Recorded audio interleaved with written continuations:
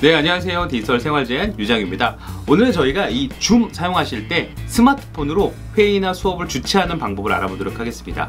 제가 이렇게 질문들을 봤는데 그런 질문들이 많으시더라고요. 스마트폰으로 하고 싶은데 장비나 혹은 상황 때문에 스마트폰으로 회의를 주최하고 싶은데 일단 어떻게 하냐, 그리고 다른 사람은 어떻게 보이느냐, 충분하냐, 이런 것들을 많이 물어보시더라고요. 줌 회의를 스마트폰으로 주최하면 어떻게 사용할 수 있는가, 저희가 방법을 한번 알아보도록 하겠습니다. 자, 일단 줌은 스마트폰에서 이용할 때는 어플리케이션이 필요하겠죠? 앱스토어, 플레이스토어에서 우선은 줌 프로그램을 다운로드 받겠습니다. 그리고 열기를 이렇게 누르시면요, 참여할 때는 로그인 정보 없어도 되죠. 그런데 저희는 회의를 주최하기 때문에 가입을 거쳐 로그인까지 해보도록 하겠습니다. 자, 로그인을 하시면 바로 회의 및 채팅이라고 하는 줌 프로그램 화면들이 보입니다. 컴퓨터에서 쓰는 기능이 거의 대부분 스마트폰에서 할 수 있다고 보시면 됩니다. 화면만 작을 뿐이에요. 내용을 보면 새 회의도 만들 수 있고 참가도 가능하고 예약도 가능합니다. 그리고 연결되어 있는 사람들끼리 채팅이나 혹은 바로 시작할 수 있는 여러 가지 기능들이 있는데, 회의를 시작할 때는 바로 시작하는 것보다 보통 예약을 많이 하시죠. 예약을 한번 해볼게요. 예약을 누르셔서 저희가 회의에 대한 예약을 하십니다. 예를 들어서 디지털 회의 이름을 정하시고 날짜 언제 할지, 네, 오늘 날짜로 해볼게요. 시간, 아이디 같은 경우에는 고정된 아이디를 쓸 것인가 아니면 랜덤으로 새로운 아이디를 만들 것인가를 선택하는 건데요. 개인 아이디 같은 경우에는 딱 중요한 회의, 고정된 회의에 사용하는 게 좋습니다. 비밀번호를 끄셔도 돼요. 처음 들어올 때 비밀번호가 있으면 번거롭기도 합니다. 호스트나 참가자가 처음 들어오게 되면 준비한 다음에 비디오를 켜는 게 좋기 때문에 꺼놓는 게 좋습니다. 그리고 이 고급 옵션 보시면요, 이 줌 같은 경우에는 대기실을 사용해서 동시에 입장하는 것도 가능하고요. 회의를 기록할 때 자동으로 회의 기록하는 게 있습니다. 기록을 원하시는 분들은 켜주시면 되는데, 이 스마트폰 같은 경우에는요, 스마트폰 자체에 저장되지 않습니다. 스마트폰은 클라우드에만 저장이 되는데 이건 유료 버전만 가능합니다. 자, 이렇게 회의 일정이 잡혀지면 저희가 완료를 한번 눌러볼게요. 자, 완료를 누르면 저희 메일을 통해서 상대방을 초대할 수도 있고요. 초대 대상자 추가를 누르시면 이렇게 다양한 채널을 통해서 사람을 초대할 수 있습니다.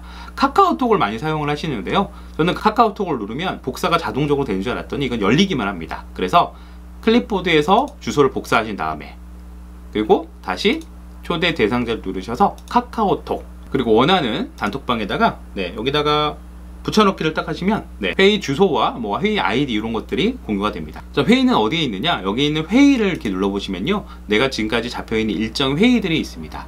그거를 시작을 누르면 바로 들어가실 수가 있어요. 자, 저희가 화면으로 들어오면 저는 바로 들어왔는데 여기에 오디오로 통화하기 이런 게 있을 거예요. 그걸 눌러주셔야지 스마트폰에 있는 장치로 음성이 전달이 됩니다. 줌을 처음 접하는 분들이 계실 수도 있을 것 같아서 밑에 기능을 빠르게 살펴보도록 하겠습니다.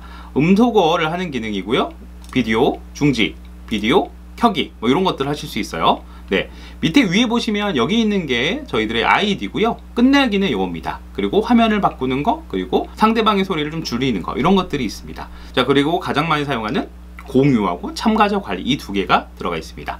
자, 스마트폰에서 화면을 어떻게 보냐, 지금 보이는 게 내 얼굴이고요, 이거는 참가자 중에 한 명이 보이는 겁니다. 자, 그럼 다른 참가자는 어디 있냐, 화면을 오른쪽에서 왼쪽으로 밀면 여기 다른 참가자가 들어가 있습니다. 다른 참가자, 제가 카메라를 여러 개 설치해 뒀는데 4명밖에 안 보이는 이유는요, 한 화면에 4명밖에 못 들어가요. 그 다음 사람은 어디 있냐, 한 번 더 밀면 다음 화면에 똑같이 4명씩 있습니다. 4명 이렇게 보인다고 보시면 돼요. 이 밑에 있는 화면은 다른 사람 얼굴이 보이는데요, 보통 말을 하는 사람의 얼굴로 바뀌어지게 되어 있습니다. 자, 이것도 두 개를 바꿀 수가 있는데요, 이렇게 한번 누르면 화면이 바뀌어지고 다시 원상태로 돌아올 수 있습니다.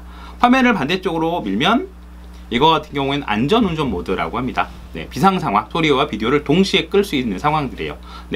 마이크를 누를 시간이 없다 그러면 화면만 바로 밀어두시면 둘 다 중지가 됩니다. 내 얼굴 화면 말고 다른 사람 얼굴은요, 오디오가 켜져 있으면 소리에 따라 화면들이 바뀝니다. 그런데 이 화면을 고정하는 방법이, 예를 들어서 저 같은 경우에는 지금 여기 있는 이 인형이 있는 사진을 고정하고 싶다 그러면 여기를 더블 터치하시면 이 화면이 이제 고정돼서 음성이 들려도 바뀌어지지 않습니다. 항상 이 화면만 보게 되는 거예요. 한 번 더 해제하는 방법은 한 번 더 터치를 2번 하시면 비디오 고정이 종료가 됩니다. 그래서 내가 원하는 사람의 얼굴을 보고 싶다 그러면 터치하시고 고정하시면 됩니다.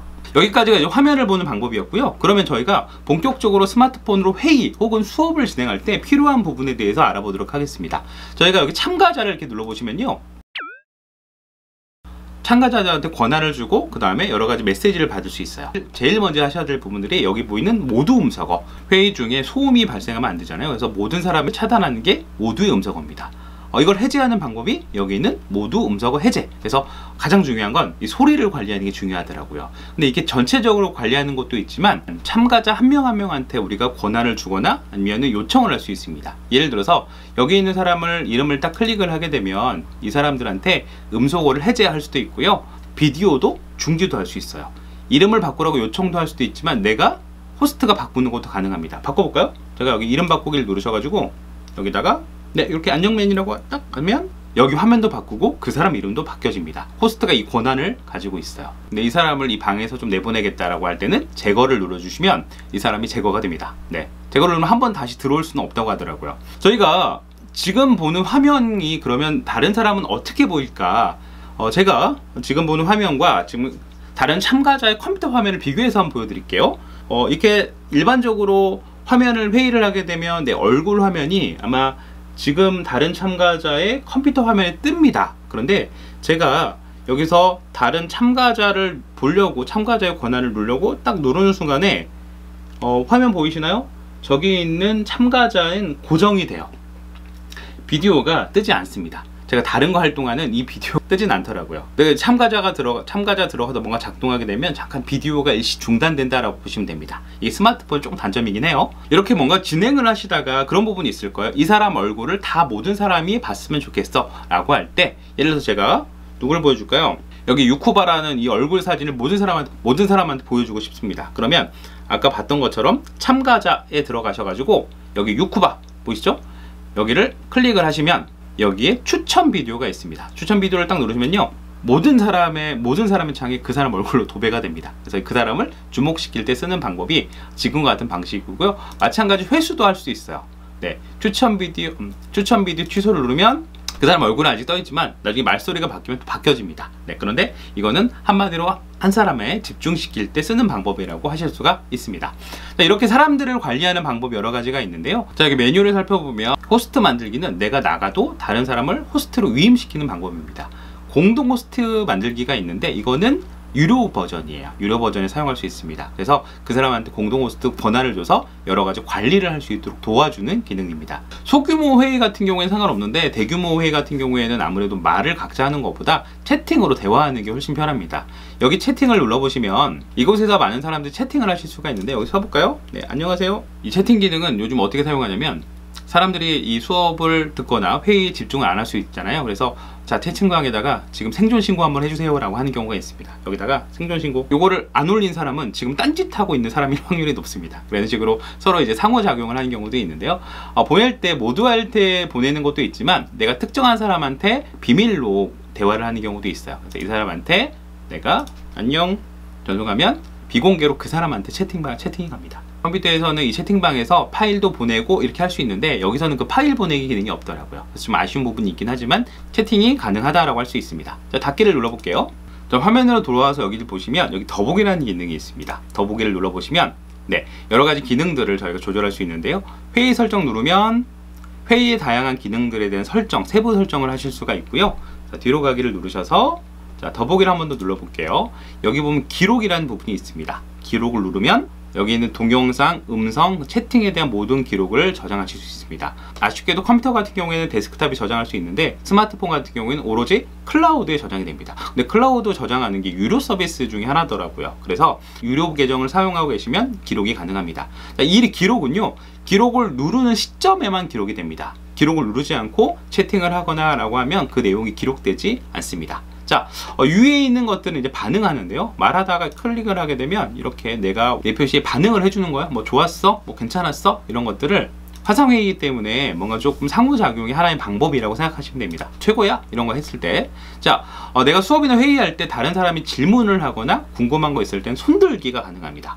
호스트라서 없는데 화면에 보시면 다른 사람 컴퓨터 화면에 채팅 참가자를 딱 눌러보시면요. 참가자 손들기를 딱 누르면 네, 여기 제 화면에 안녕맨이 지금 손들었어요. 질문이 있다는 뜻입니다. 그러면 이 사람한테 오디오를 주거나 이 사람한테 미션을 주거나 뭐 이렇게 하실 수 있어요. 자, 손들기를 이렇게 하라고 그러면 이 모양은 손들기를 4명이 했다는 뜻입니다. 그러면 손들기를 클릭을 하시면 이렇게 이 사람들이 지금 손이 들었어요. 네, 그래서 공감을 표시하거나 질문을 하실 때 상대방의 스마트폰이나 PC에서 손들기를 누르면 여기 표시가 됩니다. 이 손을 내릴 수도 있어요. 클릭을 하게 되면 이 사람의 손을 한 명씩 내리기도 가능하고요. 동시에 내리는 기능이 여기 있습니다. 모두 손 내리기. 네, 그러면 아무도 손 들지 않았습니다. 네, 완료를 한번 눌러볼게요. 상호작용할 때 손들기라고 하는 게 의외로 많이 사용을 합니다. 줌의 하이라이트는 화면을 공유할 수 있는 거예요. 그래서 파워포인트를 띄우거나 아니면 내가 파일을 띄우거나 스마트폰 자체 화면을 띄우거나 다양하게 보여줄 수 있습니다. 공유를 한번 눌러보시면요. 네, 물론 여기 사진도 있고 여러 가지가 있습니다. 가장 많이 사용하는 게 화이트보드 공유죠. 자, 제가 노트를 쓰고 있어서 이렇게 펜이 있는데, 펜 같은 경우에는 여기 있는 연필 모양을 누르면 여기다 그림을 그릴 수 있어요. 그래서 그림 같은 거를 표시할 수 있고요. 다른 색깔로 해볼까요? 여기서 뭔가 이렇게 표시를 할 수 있습니다. 화이트보드 같은 경우에는 지금 다른 사람한테 전부 다 그대로 공유되고 있는 거라 보실 수 있어요. 나만 지울 건가? 모든 사람 걸 지울 건가? 이렇게 선택하는 것도 있습니다. 이 말은 즉슨 다른 사람도 공유가 가능하다는 뜻이에요. 예를 들어서 다른 사람이 화면에다가 뭔가 표시를 하게 되면 네, 이렇게 표시할 수가 있고요. 네, 각자 참여자들이 이곳에다가 뭔가 입력을 하실 수 있어요. 자, 아쉽게도 스마트폰에서는 텍스트를 입력한 주석 기능이 없어요. 그런데 PC를 사용하고 있는 사람들은 이곳에서 글도 쓰실 수가 있습니다. 내 것만 지우고 싶다 그러면 내 드로잉 지우기, 모든 사람 걸 지우고 싶다, 모든 사람 드로잉 지우기. 네, 이렇게 해서 화이트보드를 가지고 공유를 하는 거고요. 공유를 끝냈다라고 하면 공유 중지 버튼을 누르시면 됩니다. 화면 공유 이렇게 눌러보시면요, 저희들이 다양한 것들을 공유할 수 있어요. 예를 들어서 물론 문서 같은 거를 스마트폰에 저장해 놓고 사용할 수도 있겠지만 클라우드에 저장해 놓고 불러오는 게 편하겠죠. 예를 들어서 제가 이 구글 드라이브에서 저장해 놓은 파일을 한번 갖고 와 보도록 하겠습니다. 그러면 내가 연결된 클라우드를 한번 허용을 한번 해주셔야 돼요. 계정의 액세스 허용까지 누르셔서 접근할 수 있는 권한을 주셔야 됩니다. 그럼 어떤 것들이 공유가 가능하냐? 이미지하고 PDF 파일만 가능합니다. 다른 파워포인트나 이런 것들을 전부 다 PDF로 전환해서 올려놓으면 여기서 불러올 수가 있어요. 나는 파워포인트를 좀 보여주고 싶은데, 나는 한글 파일을 좀 보여주고 싶은데 그러실 수도 있잖아요. 그럴 때는 어떻게 하냐? 저희가 스마트폰은 화면 공유할 수 있어요. 스마트폰 자체에. 그래서 스마트폰에다가 파워포인트나 한글을 띄워놓고 화면 자체를 공유해주면 어떤 파일이든 공유가 가능하다는 뜻입니다. 이건 뒤에서 안내해 드리도록 할게요. 저희가 PDF 파일 같은 경우에 클릭을 하시고 공유를 누르시면요, 예를 들어서 뭐 강의를 하신다 그러면 한 장을 띄워두고 이제 한 장 한 장 넘기시면서 강의를 진행하실 수 있어요. 이렇게 제가 한 장 한 장 넘기면 이런 식으로 네, 강의를 진행하게 되는 거죠. 이렇게 데스크탑이나 여러 가지 장비가 없어도 스마트폰에 파일만 있으면 한 장 한 장 넘겨가면서 충분히 회의나 강의를 진행하실 수가 있습니다. 자, 그럼 제가 제일 많이 사용하고 있는 화면 공유를 한번 해보도록 할게요. 화면에서 말 그대로 스마트폰 화면을 공유한 겁니다. 스마트폰 화면, 여기 화면이라고 하는 걸 딱 누르시면요, 스마트폰 자체에 있는 화면을 그대로 모든 사람들한테 공유가 됩니다. 자, 시작하기를 누르면 네, 참여자들은 지금 보시는 것처럼 제 모든 스마트폰 화면들을 그대로 보실 수가 있어요. 네, 물론 여기 있는 걸, 여기 왼쪽에 있는 요 버튼을 딱 누르면요, 여기 보시면 주석이랑 공유 중지가 있습니다. 주석을 누르면 여기 있는 거를 메모를 해가면서 설명을 하실 수 있어요. 스마트폰의 강의용에 좀 적합하겠죠? 제가 스마트폰에서는 PDF나 이미지 이외에 다른 파일은 공유가 안 된다라고 말씀드렸는데요. 그걸 극복하는 방법이 있어요. 스마트폰 자체에 파일에 들어가게 되면 저장되어 있는 파일들이 있잖아요. 스마트폰 파일 자체 보면 이렇게 한글 파일 같은 게 있습니다. 이런 것들은 원래 공유가 안 되는데 화면 자체를 공유를 하는 거기 때문에 파일을 열면 이 화면 자체가 공유가 되는 겁니다. 이렇게 확인하면서 설명을 하거나 저희가 아까 봤던 주석을 눌러가지고 이런 식으로 확인을 하실 수 있죠.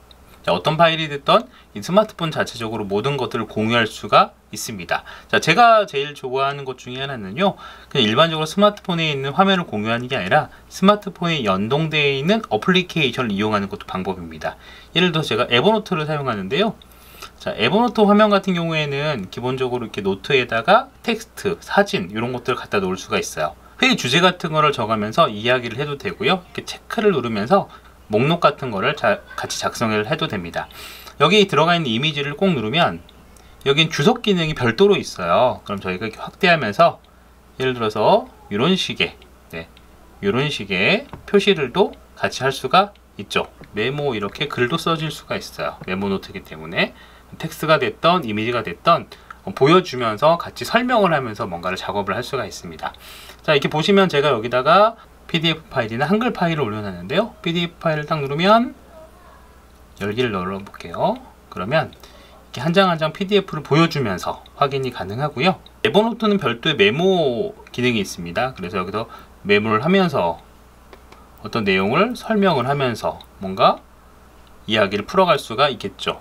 화면 공유의 좋은 점은 그냥 단순하게 내 화면 파일이나 아니면 단순하게 화면을 공유하는 게 아니라 스마트폰 안에 있는 여러 가지 어플리케이션을 연동해서 보여주고 싶은 것, 함께 작업하고 싶은 것들을 같이 작업할 수 있다는 게 장점이 있습니다. 화면 공유를 정리하면 내 스마트폰에서 보여지는 거의 대부분의 화면들을 공유할 수 있기 때문에 우리가 파일 형식이 달라도, 그리고 상대방이 없는 프로그램도 다 보여줄 수가 있습니다. 스마트폰에 여러 가지 기능이 있는 장점 때문에 활용도가 되게 높을 것 같습니다. 저희가 스마트폰으로 줌 회의를 개최해 보는 걸 해봤습니다. 물론 PC보다는 제약이 있습니다. 그럼에도 불구하고 화면이 작아서 조작이 좀 불편할 것 같다는데 오늘 사용해 보니까 충분히 극복할 수 있겠다는 생각이 드실 겁니다. 그래서 제가 스마트폰 하나 들고 언제 어디서나 내가 원할 때 이런 수업과 회의를 하시면 좋을 것 같습니다. 줌에 대해서 궁금한 거 있으면 언제든 댓글로 달아주시고요. 제가 아는 범위에서는 충분히 설명해 드리도록 하겠습니다. 오늘은 여기서 마무리하도록 하겠습니다. 감사합니다.